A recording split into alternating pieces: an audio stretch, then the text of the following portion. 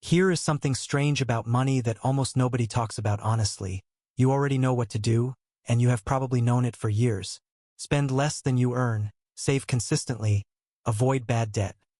None of this is a secret, and yet something keeps pulling you back to the same place year after year, even when you swear this time is going to be different. It is not a lack of information, and I would argue it is not really a lack of willpower either. The research points somewhere more specific and honestly somewhere more uncomfortable. 64% of American adults name money as a significant source of stress. Not because they do not care, but because they care intensely in a way that quietly works against them. So today we are going to look at 5 specific mechanisms, 5 ways the brain protects the version of you that already exists, even when that version is costing you everything.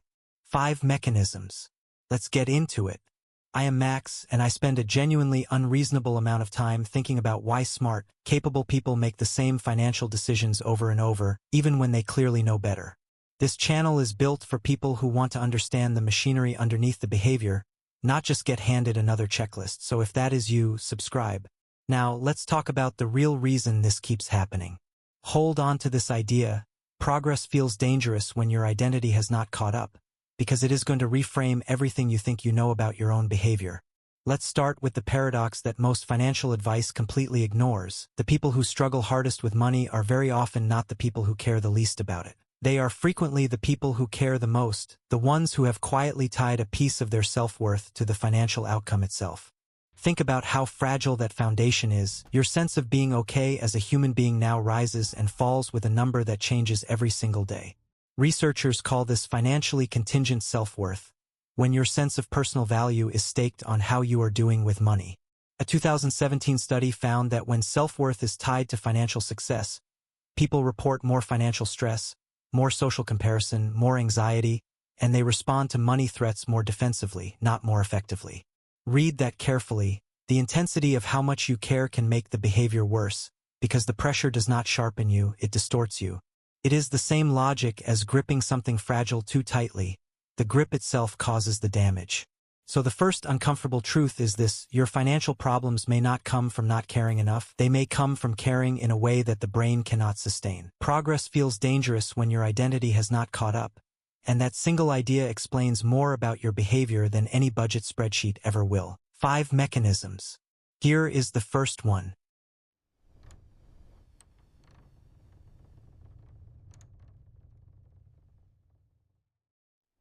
Mechanism 1. A lot of your spending is not really about the thing you are buying, it is about confirming who you believe you are.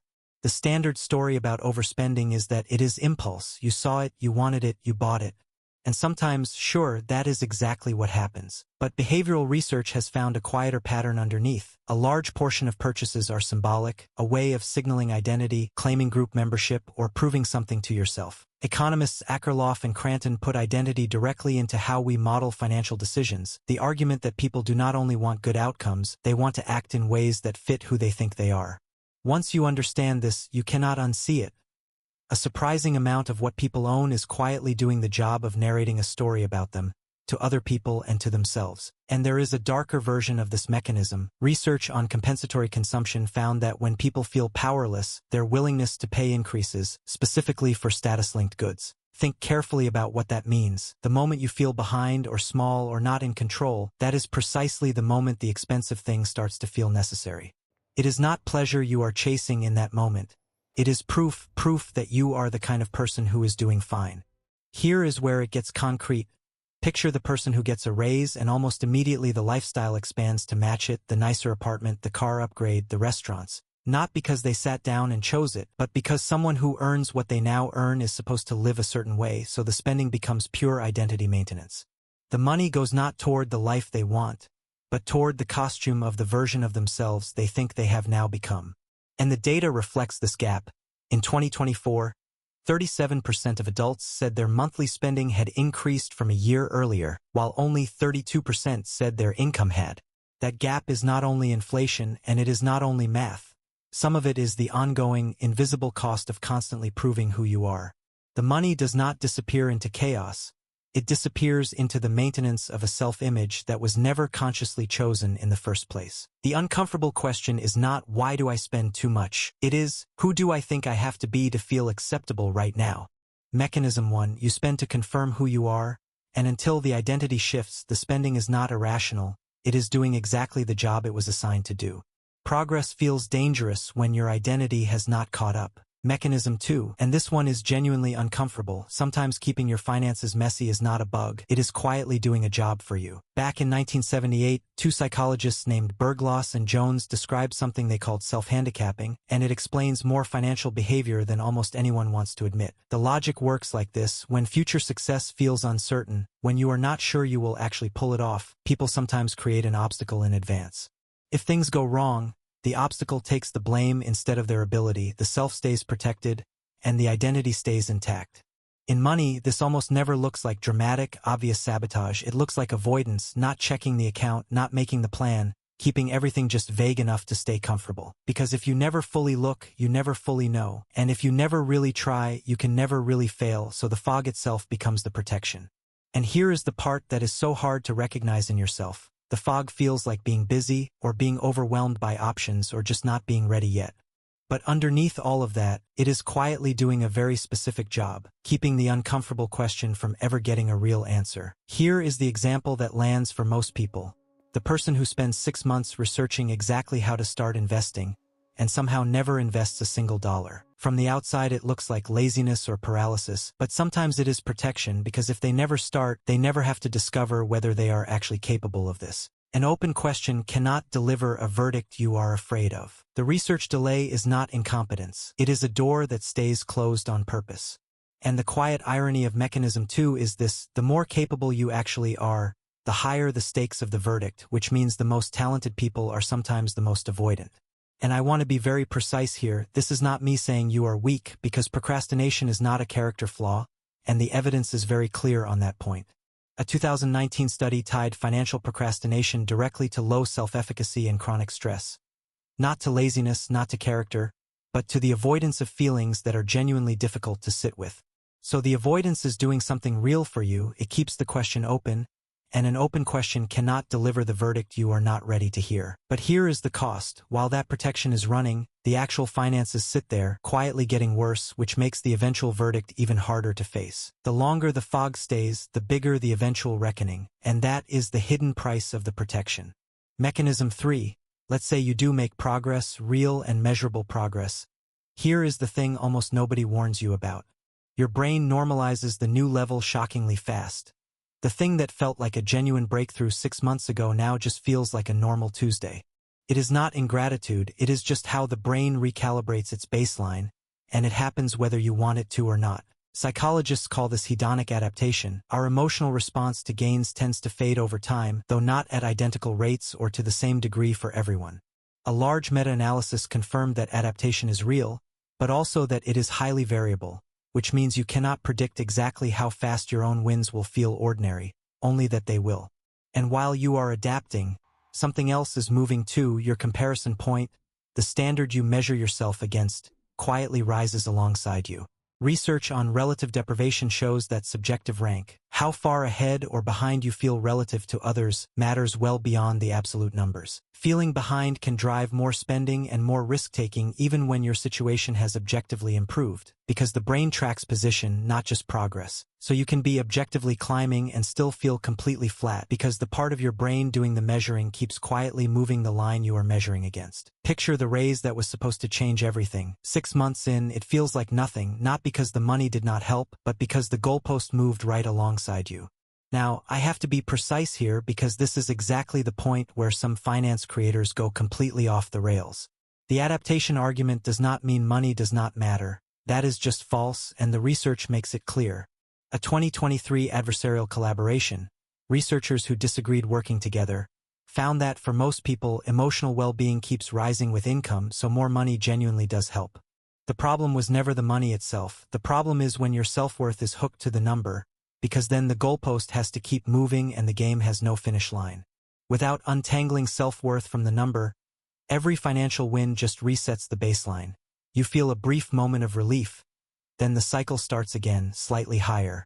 Mechanism 3. Progress normalizes faster than you expect, the comparison point rises with you, and the finish line you were chasing was always going to move. Progress feels dangerous when your identity has not caught up. Mechanism 4, and this one is about what happens on the day you actually hit the number you have been chasing. Most financial timelines are built around a single circled date. The day the debt is paid, the day the savings hit the number, the day everything changes. A lot of financial motivation is secretly built on a quiet, unspoken promise. When I get there, the anxiety will stop. When I hit that number, I will finally feel okay. But research on effective forecasting shows that people are genuinely bad at predicting how future achievements will make them feel, and especially how long that feeling will last. The brain runs a simulation of how good arriving will feel, and that simulation is reliably wrong, because it does not account for adaptation. And it does not account for the fact that meaning does not live inside a number, it lives in what you build around the number. So you get there and the specific feeling you were promised does not show up, and then here is the actual trap. Your brain reads that absence as a signal that the goal itself was wrong, so you stop pursuing, not stop spending, and the whole project quietly loses its meaning. And the cruel part of Mechanism 4 is that it does not feel like quitting, it feels like wisdom, like you finally saw through it, when really the goal just got assigned an impossible job. Abandoning the financial goal because it did not fix you is like blaming the destination for the fact that you were hungry during the drive. A 1993 study found that making financial success the central aspiration of a life is associated with lower well-being than organizing around intrinsic goals: connection, growth, contribution. And to be completely clear, that is not money goals are bad, because money goals are necessary and powerful. The finding is much narrower than that. Money can reduce hardship and expand your options enormously. What it cannot do is be the entire source of your worth and your meaning, because that is a job it was never built for. That distinction between what money genuinely does and what we secretly ask it to do is where Mechanism 4 lives. When you ask the goal to fix you and the goal does not fix you, the problem is not the goal. It is the job description you wrote for it. So when the arrival does not fix you, the answer is not to abandon the goal. It is to stop asking the goal to carry something it cannot carry. Mechanism 4, the goal cannot fix what it did not cause. Progress feels dangerous when your identity has not caught up. Mechanism 5, and this is where it finally turns from diagnosis into something you can actually pick up and use today. A lot of people hear the first 4 mechanisms and conclude, great, so I have to completely rebuild my identity from scratch before anything can change, and that is exactly where they get stuck permanently. But that is not what the research actually says. The honest version is that behavior and identity build each other simultaneously, and it genuinely goes both directions. You do not have to feel like an investor before you open the automatic account, but opening the account starts producing the evidence, the quiet proof that you are someone who actually does this. Every single repetition is a vote for a different version of you, and you do not need to win the belief first, you just need to let the evidence accumulate. The brain updates its model of who you are based on what you repeatedly do, not on what you intend, not on what you believe, but on what you actually do consistently. And here is exactly where systems beat willpower. A good system keeps working on the days your motivation fails, your self-image fails, and you do not feel like the person you are trying to become. The Save More Tomorrow study demonstrated this cleanly.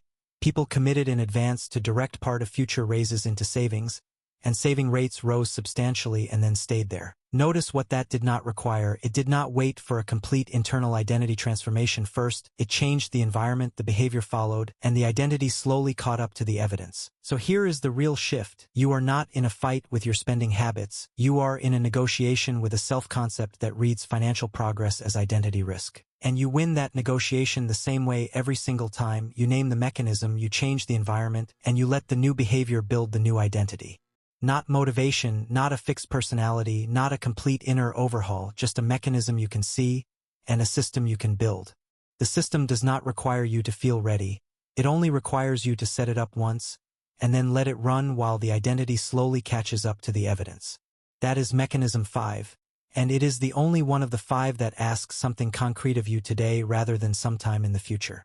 Progress feels dangerous when your identity has not caught up, so let the identity catch up.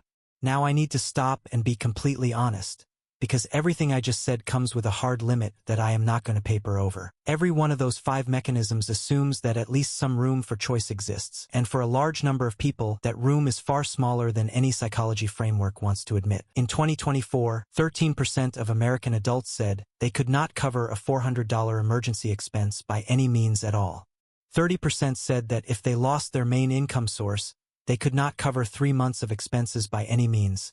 For them, the problem is not identity, it is arithmetic. Wages, housing costs, debt loads, medical bills, mental health, those are real, structural, and they are not your fault, and no mindset framework on earth erases them. No amount of identity work closes the gap when the gap is structural, and a channel that pretends otherwise is not being honest with its audience. This video is about what happens when at least some margin exists, and something still keeps pulling you back. If the margin does not exist yet, that is a different and equally real problem. Both can be true at once. Structural barriers are real, and so are the psychological mechanisms that operate in the space between them. So here is how you actually use all of this, not as a diagnosis but as a map. 3 honest questions to identify which mechanism is currently running in you. Question 1. When you picture having real financial security, what changes in how other people see you? If that answer is loud, mechanism 1 is active and you are spending to confirm an identity. Question 2. Which specific financial task have you not had time for in more than 3 months? That specific fog is usually not being busy. It is mechanism 2, keeping the verdict away. Question 3. When did real financial progress last feel genuinely good for longer than 2 weeks? If you cannot recall, mechanisms 3 and 4 are quietly moving your goalposts. These questions are not meant to make you feel worse. They are meant to make the mechanism visible, because a mechanism you can see is a mechanism you can finally interrupt. You do not fix all 5 mechanisms today, you just name the one that is running right now, and that single step is further than most people ever get. Name the mechanism, change one thing in the environment, and let the evidence of a different version of you start to accumulate. Progress feels dangerous when your identity has not caught up, and naming the mechanism is how you start to close that gap. If mechanism 5 is the part you want to explore further, there is one book I will point you to, and quick disclosure, the link in the description is an affiliate link. It is Atomic Habits by James Clear. The entire foundation of the book is that identity and behavior build each other, and that a system will outlast willpower every single time.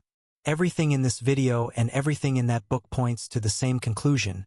The environment you design matters more than the motivation you feel. Let's bring it all the way home. 5 mechanisms. 5 ways the brain quietly protects the version of you that already exists. You spend to confirm who you are. The purchases are not random. They are identity maintenance. Your brain protects you from real failure. The avoidance is not laziness. It is the fog that keeps the verdict away. Progress normalizes faster than you expect. The goalpost moves with you, which is why the win never quite lands the way you imagined. The goal cannot fix what it did not cause. Money is powerful, but it cannot be the entire source of your meaning. And the fix is identity and systems, not willpower, because behavior builds identity just as much as identity builds behavior. 5 gears: spending, avoidance, adaptation, arrival, and systems, all turning together inside the same machine, and all visible now that you know where to look. Remember where we started, you already knew what to do, and the thing you were missing was never the instructions, it was the reason you were not following them. And now you have that reason, you were not undisciplined, you were protecting something that genuinely felt important to protect at the time. You were never bad with money, you were guarding a version of you that is finally ready to change. Comment "caught up" below if one of those 5 mechanisms landed a little too close. And if you want to go deeper, the next video is right here. The only difference now is that you can see the mechanism, and a mechanism you can see is one you can finally change.